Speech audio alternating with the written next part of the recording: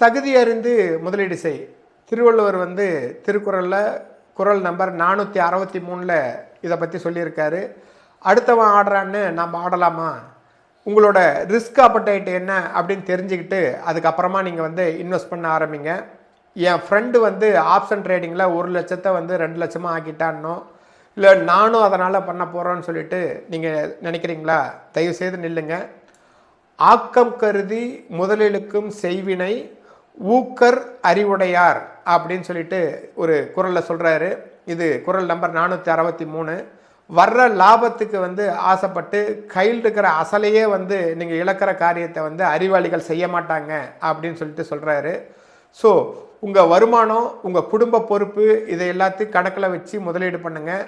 பேராசைப்பட்டு வட்டிக்கு வாங்கி ஷேர் மார்க்கெட்டில் வந்து போடாதீங்க. அசலையும் தொலைச்சிட்டு நிற்காதீங்க அப்படின்றது தான் திருவள்ளுவர் சொல்ல வர்றாரு.